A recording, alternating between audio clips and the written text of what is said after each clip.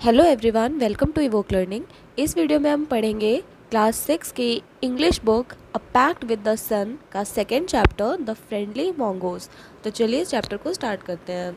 तो यहाँ पर सबसे पहले स्टोरी का प्लॉट दिया हुआ है शॉर्ट में कि एक फार्मर, उसकी वाइफ और उसका छोटा सा बच्चा एक विलेज में रहते थे। There was also a baby mongoose in the house. एक बेबी मोंगूज भी उनके साथ उस घर में रहता था। Who they believed would be their son's companion and friend in future. तो वो ऐसा बिलीव करते थे कि वो उनके बच्चे का अच्छा साथी बनेगा, कंपेनियन बनेगा। फ्यूचर में वो दोनों अच्छे फ्रेंड बन जाएंगे, यानी कि मोंगूज, नेवला और उनका बच्चा। One day the farmer and his wife went out leaving the child alone with the mongoose. एक दिन क्या होता है कि फार्मर और उसकी वाइफ बच्चे को घर पर अकेला छोड़कर मोंगूज के साथ में बाहर चले जाते हैं। तो पहला प्लॉट जो है वो स्टोरी का यहाँ से स्टार्ट होता है। Once a farmer and his wife lived in a village with their small son. एक बार की बात है, गांव में एक फार्मर, एक किसान अपनी वाइफ और अपने छोटे से बच्चे के साथ रहता था। They loved him very much. वो एक दूसरे से बहुत प्यार करते थे। We must have a pet, the farmer said to his wife one day.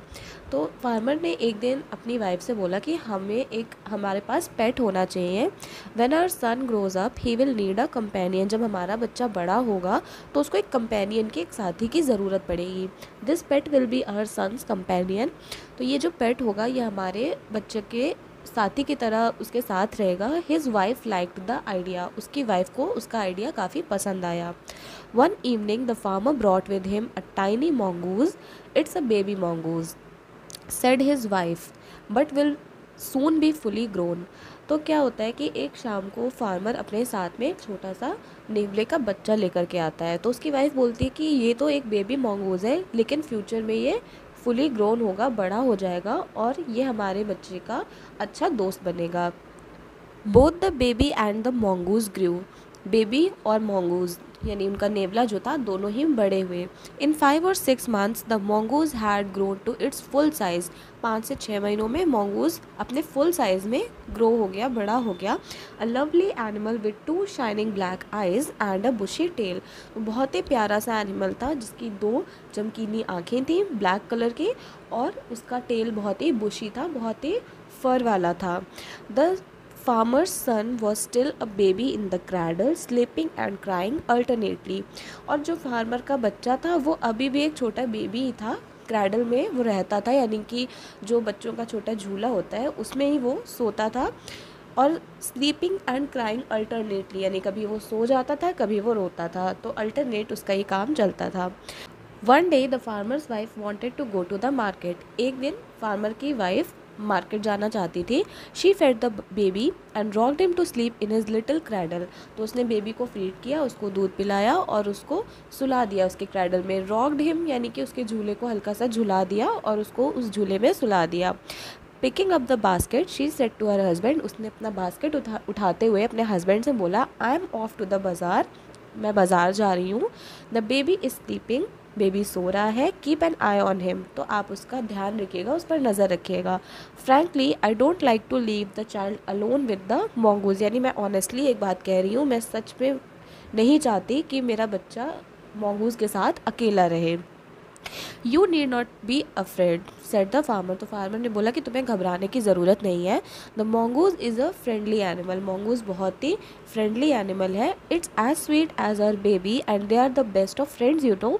तो फार्मर ने उसको ये बात का भरोसा दिलाया कि जितना स्वीट हमारा बेबी है, जितना प्यारा हमारा बच्चा है, वैसे ही स्वीट ये मोंगूज भी है, और दोनों बहुत ही अच्छे दोस्त हैं जैसा कि तुम जानती हो। The wife went away and the farmer having nothing to do in the house decided to go out and take a look at his fields not far away.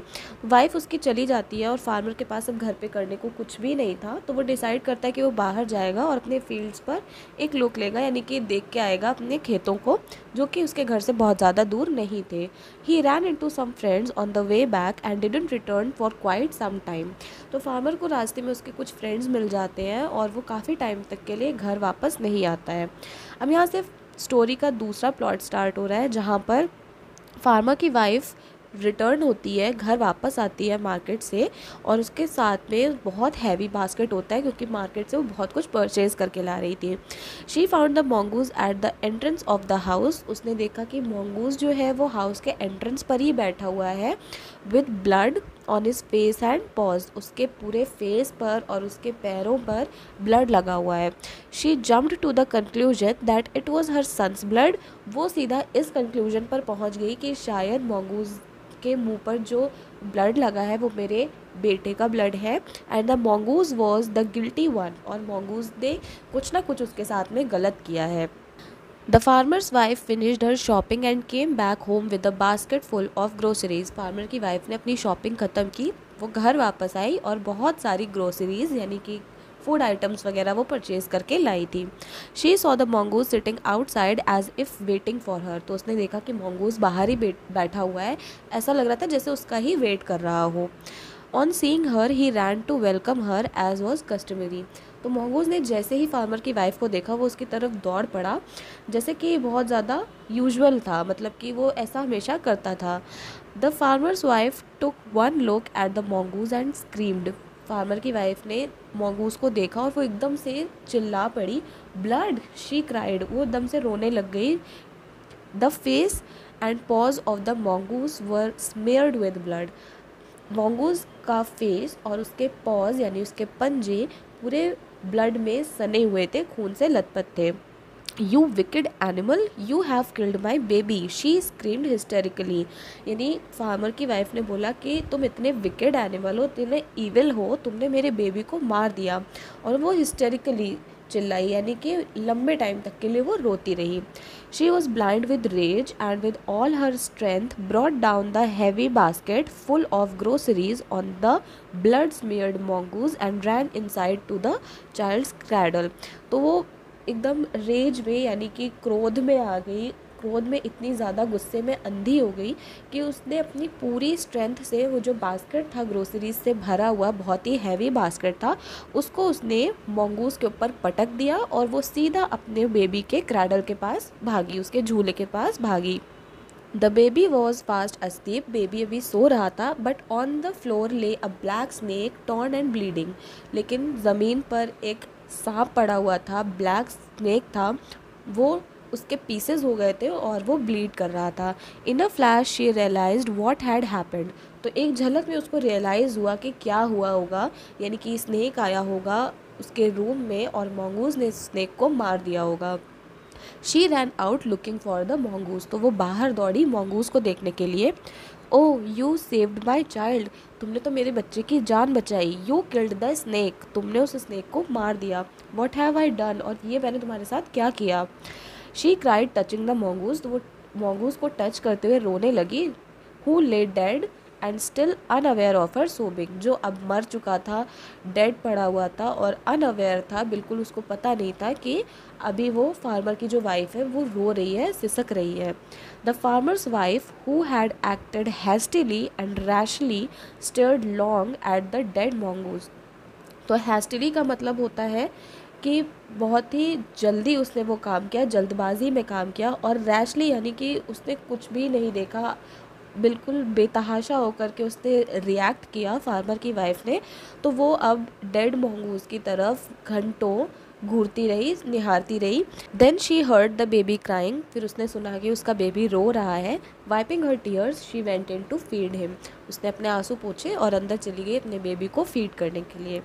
A story from the Panchatantra, तो पंचतंत्र के collection से ये story है friendly mongoose। I hope आपको पसंद आई होगी story, और इस स्टोरी से हमको ये मैसेज मिलता है कि कभी भी जल्दबाजी में आपको रिएक्ट नहीं करना चाहिए, हैस्टिली रिएक्ट नहीं करना चाहिए।